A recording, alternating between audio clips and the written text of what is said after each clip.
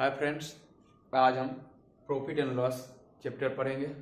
सबसे पहले profit and loss chapter पढ़ने में जो भी टर्म्स आएंगे उनके बारे में हम जान लेते हैं। तो प्रॉफिट एंड लॉस तभी होगा जब हम किसी चीज़ की खरीद या बिक्री करेंगे।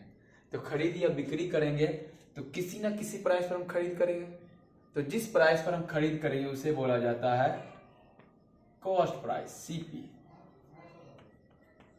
जिस प्राइस पर हम किसी भी सामान को खरीदेंगे वो क्या होगा? कॉस्ट प्राइस होगा, यानी क्रय मूल्य। चाहे हम 1 रुपया में खरीदे, 2 रुपया में खरीदे या 50 रुपया में या 100 रुपया में, जितना प्राइस हम किसी चीज के लिए भुगतान किए वो क्या होगा? मेरा क्रय मूल्य। अब इसमें एक कंडीशन आ जाता है, कभी कभी हम सामान खरीदते हैं, उसको लाने में कुछ भाड़ा या कुछ रिपेयरिंग, तो सारा खर्चा जो भी उस सामान के पीछे हमने किया उस सब को मिला के क्या बना लेना है? क्रय मूल्य। और एक बात ध्यान रखना है कि क्रय मूल्य हर हमेशा 100% होगा। क्रय मूल्य हर हमेशा 100% होगा जब बात क्रय मूल्य और विक्रय मूल्य यानी सीपी और एसपी का करेंगे तब। एसपी यानी जिस प्राइस पर हम किसी भी ऑब्जेक्ट को सेल किए, बेचे, यानी विक्रय मूल्य।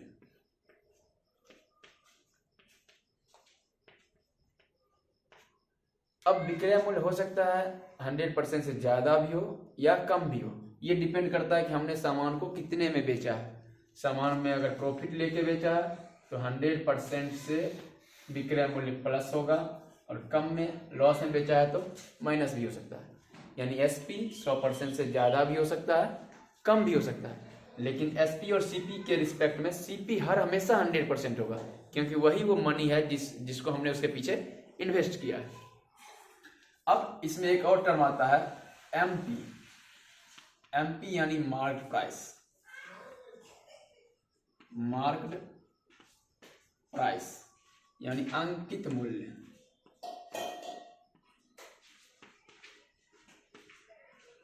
अंकित मूल्य। अंकित मूल्य जब बात होगा तो अंकित मूल्य के साथ बात होगा एसपी का। अंकित मूल्य के साथ बात होगा एसपी का, और जब क्रय मूल्य की बात होगा तो उसके साथ भी बात होगा एसपी का। तो जब अंकित मूल्य और विक्रय मूल्य का बात करेंगे, यानी मार्क प्राइस और सेलिंग प्राइस की बात करेंगे, तो अंकित मूल्य 100%। एग्जाम्पल समझते हैं। अगर हमने कोई बुक खरीदा, परचेज किया है, तो उस बुक पर मान लेते हैं 500 रुपया प्राइस लिखा हुआ था। ये क्या हो गया? एमपी हो गया। अब दुकानदार क्या करता है? हमको कुछ डिस्काउंट भी देता है। मान लेते हैं 10% डिस्काउंट दे दिया, यानी जो प्राइस बुक पर लिखा होगा उसी को ना हम 100% मानेंगे। अब दुकानदार हमको 10% डिस्काउंट दिया तो हम लोग क्या समझेंगे कि जो बुक का प्राइस है उसके रिस्पेक्ट में वो 90% में ही हमको मिल गया। 100 से डिवाइड करने से 1% निकला, 90 से मल्टीप्लाई कर दीजिए। सॉरी, ये एसपी यहाँ होगा, एसपी निकाल रहे हैं हम। 10% डिस्काउंट दिया यानी बुक 90% में ही हमको मिल गया, यानी एसपी मेरा 450 होगा। ये बात की बात है। फिलहाल हम क्या समझेंगे? जब बात एमपी और एसपी का हो तो एमपी 100%, और जब बात सीपी और एसपी का हो तो सीपी 100%।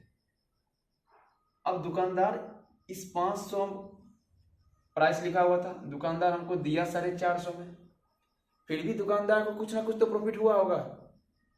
अब मान लेते दुकानदार को प्रॉफिट 10% का हुआ था, तो दुकानदार का सीपी क्या होगा?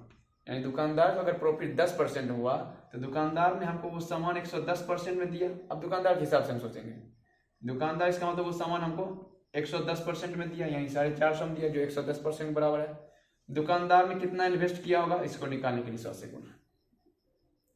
फिर से देख लेते हैं। बुक पर प्राइस लिखा हुआ था 500, जो क्या है? एमपी। हम लोग तो एमपी के हिसाब से चलेंगे, देखेंगे क्या कर रहा है दुकानदार। अब दुकानदार बोला 10% डिस्काउंट है, आप 450 में ले लीजिए।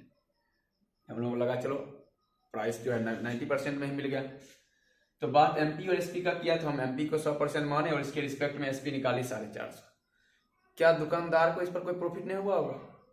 हो सकता है लॉस भी हुआ होगा, लेकिन प्रॉफिट तो लिया होगा, लेता है जनरली।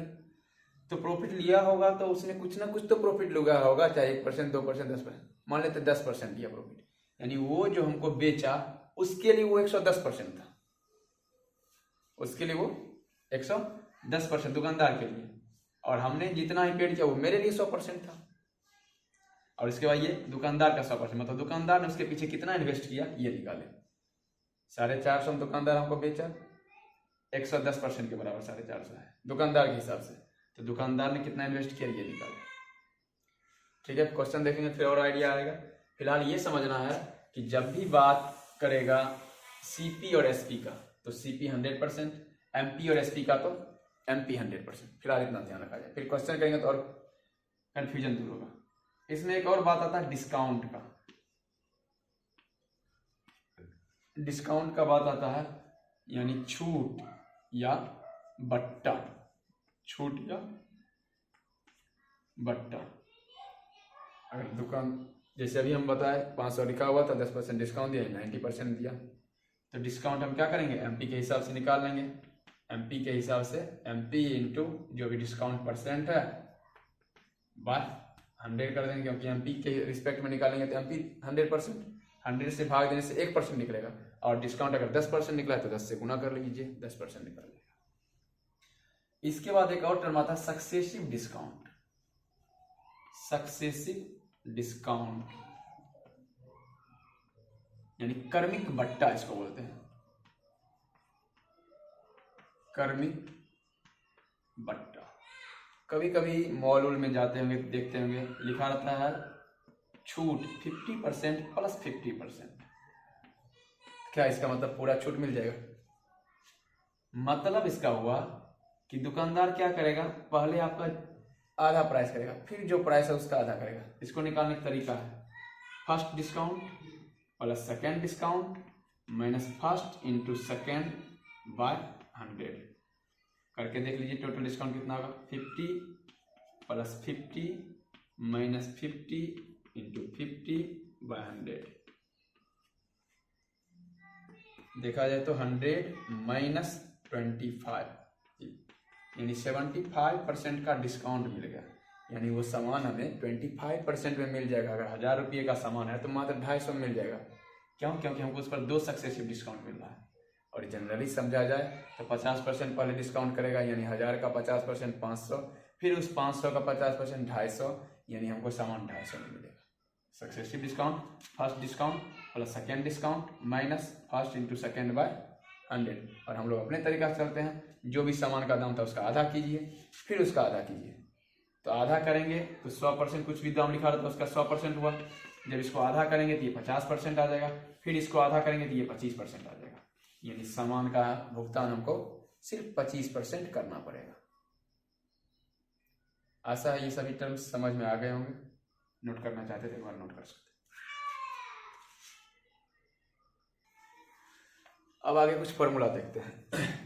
पहला कंडीशन, अगर बात हो एसपी और सीपी का और एसपी ग्रेटर देन सीपी है, यानी जो सेलिंग प्राइस है वो कॉस्ट प्राइस से ज्यादा है, यानी विक्रय मूल्य क्रय मूल्य से ज्यादा है, यानी जितना रुपया हम सामान खरीदे उससे ज्यादा हम उसको हम बेचें। इसका मतलब क्या? इसका मतलब हमें होगा प्रॉफिट। तो प्रॉफिट हम कैसे निकाल सकते हैं? प्रॉफिट या गेन जो भी समझिए, प्रॉफिट इक्वल टू क्या हो जाएगा? SP minus CP. अब यहां से बहुत सारा फॉर्मूला निकल जाएगा। CP equal to SP minus profit, SP equal to CP plus profit. Profit percent निकालना है, तो चाहे प्रॉफिट हो या लॉस, काउंटिंग हम किस पर करेंगे? बेस प्राइस पर। यानी बेस प्राइस मतलब जो प्राइस हमने उसमें इन्वेस्ट किया, यानी कॉस्ट प्राइस हम इन्वेस्ट करते हैं। तो जितना प्रॉफिट हुआ, जितना सीपी था उसके रिस्पेक्ट में, और इससे फ्रैक्शनल वैल्यू आएगा, 100 से मल्टीप्लाई कर देंगे परसेंटेज वैल्यू आएगा। मान लेते हैं प्रॉफिट 50 रुपया हुआ, सीपी 500 था, तो 50/500 कीजिए इंटू 100 कीजिए, 10% का प्रॉफिट हो गया। क्योंकि प्राइस जो हम उन पे इन्वेस्ट किए, रुपया जो इन्वेस्ट किए वो मेरा सीपी है, और सीपी के ही बेस पर हम तुलना करेंगे कि हमको लॉस हुआ या प्रॉफिट हुआ। अब इससे अगर हमको डायरेक्ट एसपी चाहिए और सीपी दिया रहेगा, तो सीपी ऊपर, जब सीपी ऊपर आया तो इसको 100 से डिवाइड करने से 1%, क्योंकि सीपी 100%, और 100 से डिवाइड किए तो 1% आएगा। अब अगर हमको प्रॉफिट हो रहा है तो हम सामान को 100% से ज्यादा में बेचे हैं, 100 plus profit percent. CP by 100 ही क्यों किए? क्योंकि सीपी 100%, 100 से डिवाइड करने से निकलेगा 1%, और चूंकि प्रॉफिट हो रहा है तो 100 से ज्यादा परसेंट में हम बेचे होंगे। मान लीजिए 5% का प्रॉफिट हुआ, यानी 105 में हम बेचे। 100 से डिवाइड किए 1% निकला, 105 से मल्टीप्लाई करेंगे 105% निकल गया। अब इससे सीपी एसपी बाय, अगर प्रॉफिट हो रहा है तो एसपी जो है 100% से ज्यादा, यानी 100 plus profit percent, P percent देते हैं। और चूंकि सीपी है तो सीपी 100% होगा, इससे निकलेगा 1%, 100 से गुना कर देंगे निकल गया 100%। एक कंडीशन खत्म। क्या है? एसपी ग्रेटर देन सीपी तो प्रॉफिट, यानी सेलिंग प्राइस अगर कॉस्ट प्राइस से ज्यादा है तो हमें क्या होगा? प्रॉफिट होगा। प्रॉफिट हुआ तो एसपी माइनस सीपी, यहाँ से सीपी निकाल लीजिए, SP minus profit, SP CP plus profit, profit percent, profit by CP. CP ही क्यों?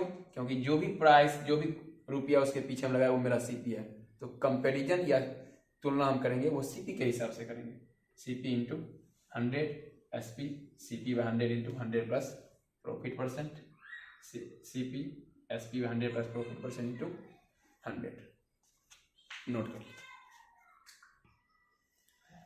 नेक्स्ट कंडीशन, अगर सीपी ग्रेटर देन एसपी है, मतलब जो प्राइस हमने लगाया और जितना हमने बेचा, तो जो प्राइस हम भुगतान किए वही ज्यादा है और बेचे हम कम में, इसका मतलब स्वाभाविक है लॉस हुआ। एक व्यापारी की तरह सोचिएगा, एक बिजनेसमैन की तरह, तो ऑटोमेटिक ये चैप्टर समझ में आएगा। सीपी अगर ग्रेटर देन एसपी है, इसका मतलब क्या? लॉस हुआ। लॉस हुआ तो लॉस इक्वल टू क्या आ जाएगा? यहाँ से सीपी माइनस एसपी। अब सीपी इक्वल टू क्या होगा? एसपी प्लस लॉस, फॉर्मूला से निकालते जाइए, और एसपी इक्वल टू क्या हो जाएगा? CP minus loss. अब लॉस परसेंट देख लेते हैं। लॉस परसेंट, लॉस और लॉस परसेंट अलग अलग बात है, प्रॉफिट एंड प्रॉफिट परसेंट अलग अलग बात है। लॉस परसेंट परसेंटेज वैल्यू है, लॉस डिजिटल वैल्यू है। प्रॉफिट परसेंट परसेंटेज वैल्यू है और प्रॉफिट जो है वो डिजिटल वैल्यू है, दोनों अलग अलग होता है। लॉस बाय सीपी, क्योंकि कंपैरिजन हम किस पर करेंगे? फाइंड किस पर करेंगे? सीपी, तो बेस मेरा सीपी तो बेस नीचे, और चूंकि परसेंटेज बदलना है तो मल्टीप्लाई 100। इस कंडीशन से अगला फॉर्मूला हम देखते हैं। एसपी इक्वल टू हो जाएगा, जब भी सीपी ऊपर तो मतलब बाय में 100, क्योंकि हमको 1% चाहिए, यूनिटरी मेथड भी देखिए तो सीपी बाय 100 यानी 1% आ गया, और चूंकि लॉस हुआ है तो 100% से सामान हम कम में बेचे होंगे, 100 माइनस लॉस परसेंट। अब इसी पर बात अगर हम कर लें सीपी का, तो एसपी बाय, चूंकि लॉस हुआ है तो 100 माइनस लॉस परसेंट, और सीपी निकालना है तो सीपी तो 100% होता है, इंटू 100। नोट कर लीजिए। अब अगला कंडीशन एमपी के लिए, मार्क प्राइस और an selling price. Mark price यानी अंकित मान बताए थे, और जब अंकित मान दिया हुआ है तो हम उसी को 100% मानेंगे। ये मेरा 100% होगा, और इस पर इसके रिस्पेक्ट में ये जो होगा ये 100% से हर हमेशा कम ही जनरली होगा या बराबर होगा, 100% से माइनस ही होगा। क्योंकि कोई भी सामान हम खरीदेंगे तो उसके ज्यादा बहुत तो एमपी पर खरीदेंगे या एमपी से कम में खरीदेंगे, उससे ज्यादा तो खरीद नहीं सकते हैं, तो एमपी 100%। अब अगर हमको डिस्काउंट देगा, क्योंकि हम सामान खरीदेंगे तो एमपी पर डिस्काउंट लेंगे हम, डिस्काउंट देगा तो हम डिस्काउंट कैसे निकालेंगे? डिस्काउंट कैसे निकालेंगे? तो डिस्काउंट पता करेंगे एमपी माइनस एसपी से। मान लीजिए हमको 50 रुपया डिस्काउंट हुआ, तो क्या करेंगे? एमपी और जितना भुगतान किया दोनों को माइनस कर लिए, डिस्काउंट परसेंट, डिस्काउंट निकालिएगा। अब डिस्काउंट परसेंट निकालना है तो डिस्काउंट मिला हुआ हमें किस प्राइस पर मिला? मार्क प्राइस पर मिला। जितना डिस्काउंट मिला वो ऊपर दीजिए, और चूंकि परसेंटेज वैल्यू चाहिए तो 100 से मल्टीप्लाई। डिस्काउंट बाय एमपी से फ्रैक्शनल वैल्यू आया, और फ्रैक्शन को परसेंटेज में चेंज करना है तो 100 से मल्टीप्लाई कर लीजिए, डिस्काउंट परसेंट आ गया। अब इससे हम डायरेक्ट निकालते हैं एसपी। एसपी निकालना होगा तो एमपी चूंकि 100% बराबर तो एमपी बाई 100 यानी आ गया 1%, और चूंकि हमको डिस्काउंट मिला होगा तो 100 माइनस डिस्काउंट परसेंट। अगर हमको एमपी चाहिए यहीं से तो क्या आ जाएगा, SP by 100 minus discount percent, और चूंकि एमपी है तो 100 से मल्टीप्लाई कर लीजिए, एमपी निकल जाएगा। क्या जब बात एमपी और एसपी का हो, एमपी 100%, एसपी 100 से कम, डिस्काउंट निकालना है एमपी माइनस एसपी, और डिस्काउंट परसेंट निकालना है डिस्काउंट बाय एमपी इंटू 100, क्योंकि डिस्काउंट हम किस प्राइस पर चेक करेंगे, क्योंकि एमपी कितना लिखा हुआ है। अब एसपी निकालना है तो एमपी 100%, 100 से डिवाइड कीजिए, 1% निकला, चूंकि डिस्काउंट हुआ है तो 100 माइनस डिस्काउंट परसेंट एसपी निकल गया। MP SP by 100 minus discount percent into 100 MP निकल जाएगा। नोट कर सकते इस तरह से जितने भी कॉन्सेप्ट और जितने भी फॉर्मूला थे प्रॉफिट एंड लॉस के, उससे हमने आपको बताया। अब उस फॉर्मूला से हम कुछ एक आध क्वेश्चन करके देख लेते हैं। एक सक्सेसिव डिस्काउंट बच गया, उसको फिर से एक बार बताते हैं। मतलब अगर दो लगातार डिस्काउंट मिल रहा है, सक्सेसिव डिस्काउंट, इसको क्रमिक बट्टा बोलते हैं। क्रमिक बट्टा निकालना है तो first discount plus second discount minus first into second by 100, इससे निकल जाएगा। अब इसमें हम बताए थे, मान लीजिए हमको डिस्काउंट मिल रहा है 50% और प्लस 10% का, और यानी जो प्राइस था उसका आधा कर लीजिए, तो जो ही प्राइस होगा सामान का हम क्या बताएं वो 100% अपने आप, इसका आधा कीजिए 50%, अब इसका 10%, 50 का 10% 5, यानी सामान के लिए हमको भुगतान कितना करना है, 45% ही भुगतान करना है। फॉर्मूला से देख लेते हैं, 50 प्लस 10 माइनस 50 गुना 10 बाय 100, यानी 60 माइनस 5, यानी 55% का डिस्काउंट मिल जाएगा, तो भुगतान तो हमें 45% ही करना है। दोनों तरीका से देख लिए, 50% डिस्काउंट है, 100% किसी भी वस्तु का दाम, 50% कीजिए आधा 50%, 50 का 10% 5, यानी भुगतान कितना करना है 45%। डिस्काउंट कितना मिल गया 55% का। फॉर्मूला से देखे, first discount plus second discount minus first into second by 100, discount मिला 55% का, भुगतान कितना करना है 45%। ऐसा है कि जरूर फॉर्मूला समझ में आएगा। एक क्वेश्चन भी करके हम देख लेते हैं। एक क्वेश्चन देखते हैं, एक कोई वस्तु है जिसे 1080 में बेचा गया, 1080 में बेचा गया और इसको प्रॉफिट हुआ है सीपी के,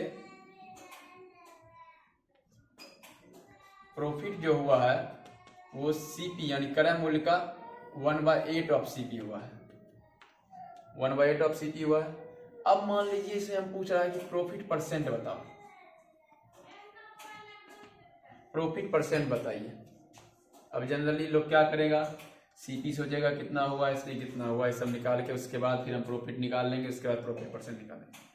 हमको सिर्फ प्रॉफिट परसेंट पूछ रहा है, जो सीपी का क्या है 1/8 है।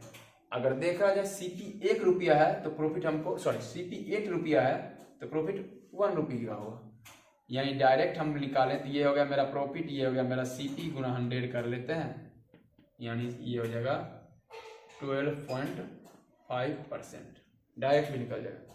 दूसरा तरीका दिखाते हैं, अगर 8 रुपया सीपी है, 1 रुपया प्रॉफिट है, 8 यूनिट जो है वो सीपी है, 1 यूनिट मेरा क्या आया है प्रॉफिट आया है, तो दोनों को ऐड कीजिए, 9 यूनिट मेरा एसपी आएगा, और ये 9 यूनिट 1080 के बराबर है, तो इसमें अगर हम 9 से डिवाइड कर दें तो 1 यूनिट निकल जाएगा 1 2।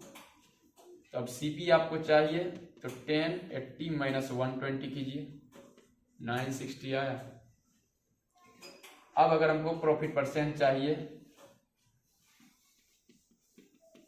तो 120 प्रॉफिट बाय 960 सीपी इंटू 100, 1/8 ये आसान था या नहीं था, कैलकुलेशन करने का कोई जरूरत था?